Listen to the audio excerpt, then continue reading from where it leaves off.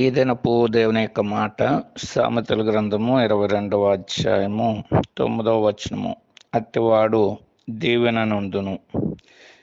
అట్టివాడు ఎట్టివాడని మనం గమనిస్తే లేఖనాలు వ్రాయబడిన మాట దయాదృష్టి గలవాడు. దయాదృష్టి గలవాడు దీవెన నొందునని లేఖనాలు బహు స్పష్టంగా తెలియజేస్తున్నాయి.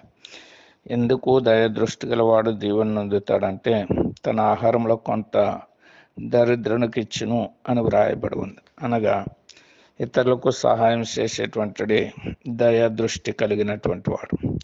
ఈ రీతిగా మనము కూడా దయాదృష్టి కలిగి ఉండడం ద్వారా దేవుని యొద్ద నుండి మనము దీవెన నొందుతామని ఈ లేఖనము బహు స్పష్టంగా మనకు తెలియజేసేదిగా ఉన్నది.